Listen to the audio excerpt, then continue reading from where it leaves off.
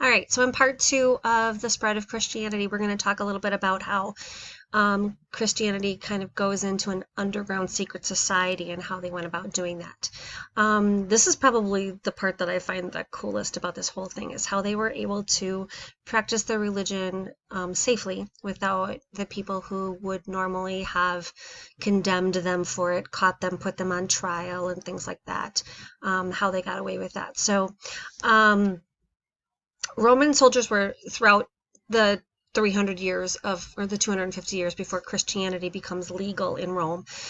Um, Roman soldiers were stationed places just to keep order, and if they ever saw a Christian, they were to put them on trial. And so if you take a look at the two symbols here, you might have seen some of these before, like the fish. There's a wheel there. We're going to talk about how did those represent Christianity. So the first one is here. This is that fish, okay? And now you might have seen it in jewelry. You might see it on the bumper sticker of cars and things like that, just that simple shape. And that actually is an acronym. Now remember, an acronym is where the first letter of each word stands for a whole word, like NASA. Is the National Aeronautics Space Association, but we have made it into a word. Well, the Greek word for fish is ichthys. And if you spell that in Greek, it's right there. It's I-X-N-Y-E. And each one of those letters stands for a word, and in Greek, but in English it translates to Jesus Christ, God's Son, Savior. So the fish was just, I mean, you're talking about all kinds of communities that are right next to the sea, fishing communities most commonly. And so having a fish there didn't seem like a big deal.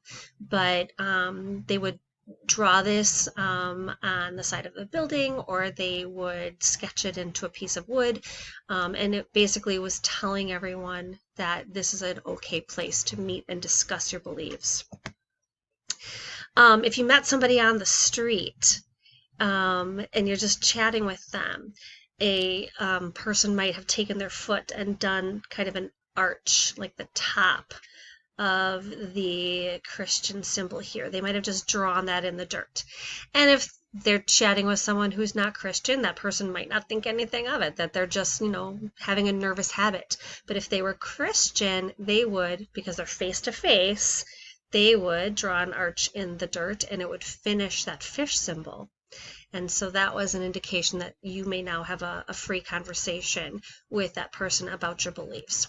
Over here, this carving on the wood, that's a primary source that somebody found. They were taking apart a, I don't know if it was a wall or even just a pile of wood or something like that, and they found this, meaning somebody had created a message by carving it or stamping it onto that piece of wood. The other symbol was this wheel. Now, if you think about, again, I'm a traveler, so this could be like the wheel of a ship sort of thing, but it's the same idea. Each spoke, if you take a look at this picture down here, the spokes of the wheel, when you take it, each one could spell out the letters of ichthys. So the I and then the X, and then the O symbol and Y and E. So when you put it all together, you get that symbol. So this was another way that they could spell out the word fish, Son of God, Jesus Christ, Savior, with this symbol as well. So there's just some other examples of primary sources that people have found this symbol as graffiti or as carvings in empires around the old Roman Empire throughout history. Another thing that the Christians kind of borrowed from the Jews and continued was the idea of burial. Now, the pagan religions and the people who lived in the city of Rome itself, they practiced cremation of their dead. Excuse me, that's a common way of honoring the dead even today in our world, but burial is probably more common. Well, in Rome, it was against the law to bury your dead because they just didn't have the space. And so the Jews started to dig these catacombs. They're basically cities underground, hallways and roadways and things like that, like this picture here. And those the Jewish people started it, and then the Romans built, or the Christians built many, many more throughout the Roman Empire, that just showed little pockets that the deceased could be buried in. We would call them a mausoleum, where a building above ground where burials could take place. There's a mausoleum over in the cemetery next to the mall. Now I'm pretty sure that the people that are buried in that building are cremated, so they have just like a little urn of ashes that are there, but it still is a practice. But this was all hallways and things underground. The catacombs were, there were 6 of them that were made by Jewish religions, and over 40 of them were Christian. When a person was buried there, there would be a cloth that would be laid over the top of them, and then they would kind of hole up the little space that was in the wall for them, and then they would be covered up with probably clay, and then a little symbol would have been painted on to say like who they are, or a Christian symbol or their name or things like that. So here you can see some of the things that were painted on the walls of the catacombs, and that reminds me a little bit of the tombs in Egypt and how they decorated the walls there with stories or with pictures of everyday life and things like that. Now, over time, it has spread so far, as according to the map, that eventually there are some Roman leaders, some Roman emperors that aren't as threatened by the idea of a monotheistic faith. And actually, Constantine in 312 says, "Yep, it's okay.